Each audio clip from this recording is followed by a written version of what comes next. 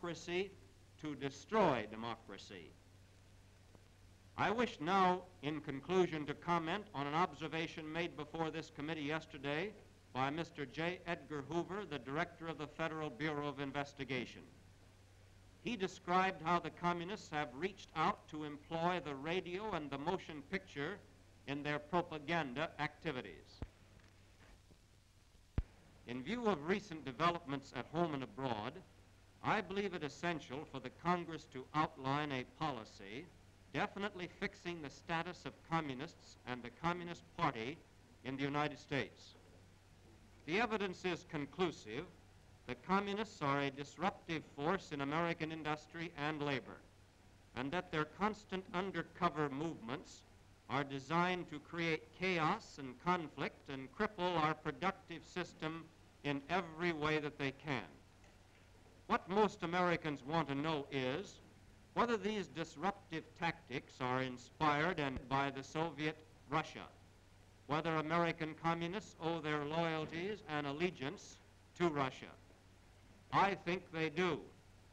Most Americans think they do. But the government, based on facts, must determine whether American communist is or is not a foreign agent. Relatively few foreign peoples read American publications or hear American radio programs. But millions of them see American motion pictures daily. They not only see them, they welcome them and they love them. In most countries, which are communist-dominated, there is virtually a complete ban on American films. In other countries, our pictures are under constant attack by vigorous communist minorities. About a year ago, our government made a fair and a reasonable. They have waged a constant campaign of vituperation against American pictures ever since. In countries behind the Iron Curtain, communists resist the showing of American films and use every bait possible to lure the people into houses showing Soviet films. In some cases, they even offer free tickets and free transportation. But the bait is no good. The people still clamor for American films. That story, in one form or another, has been repeated time and time again. American ambassadors abroad have urged us to do everything we could to hasten the re-entry of our pictures into countries from which they were excluded during the enemy occupation. The American motion picture industry, at great financial sacrifice, is supplying pictures for the occupied countries of Austria, Germany, and Japan to assist in the reorientation of these former enemy peoples. In Germany alone, this operation has cost the motion picture industry more than $500,000 so far.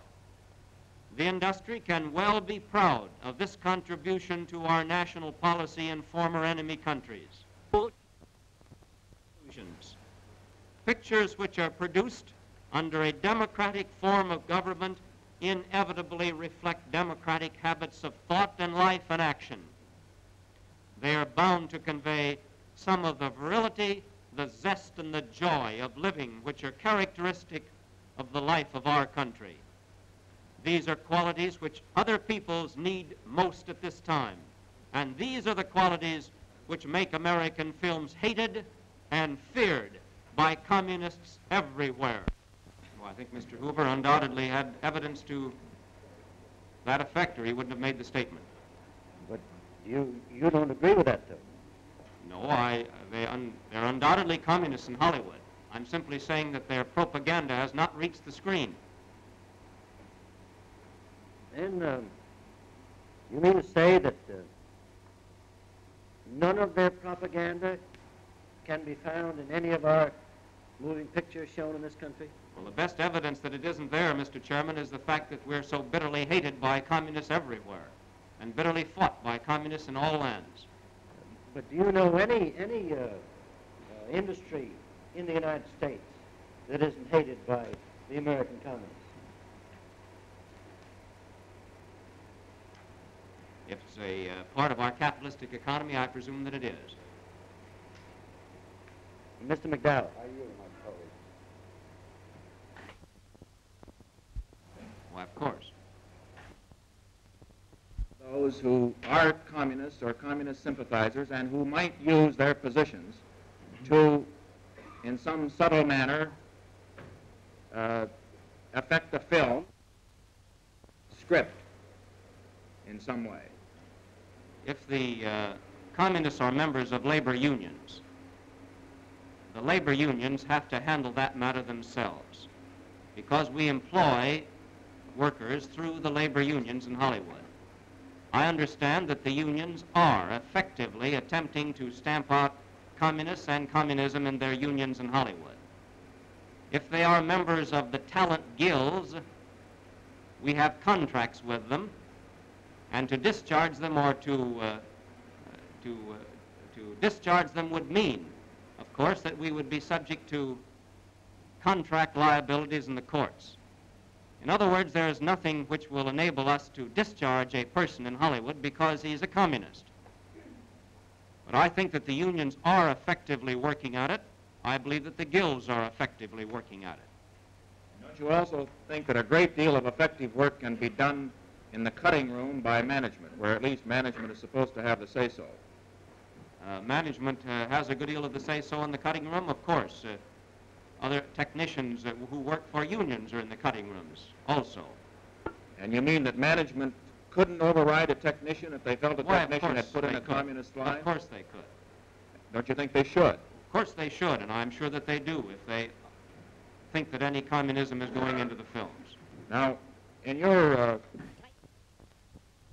I think they should be exposed, should be prevented from holding office.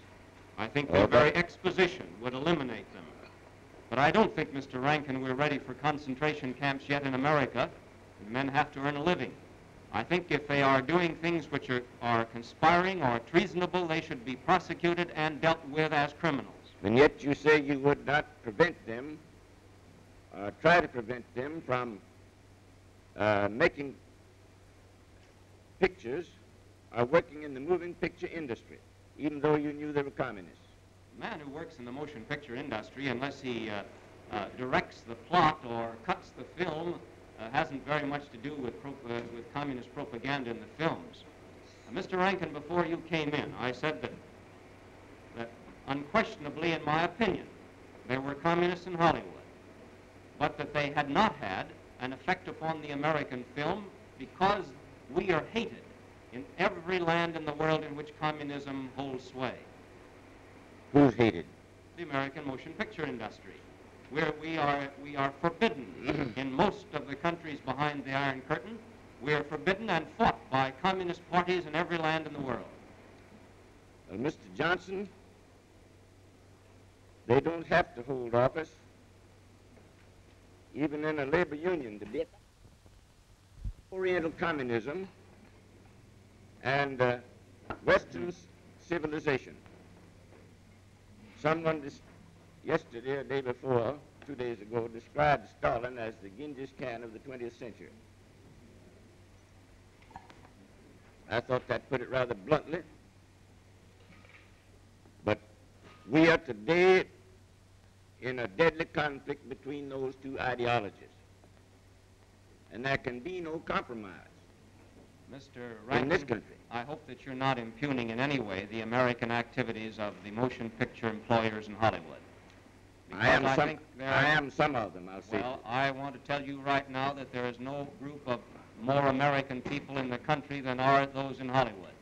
Well, I want to tell you some of the things they're doing. Well, I know some of the information. things they're doing, and I know some of the things they're doing that probably you don't know. But I can tell you now, you need a house cleaning, and they need it very badly. And I think you're the man to start it. Mr. Moore.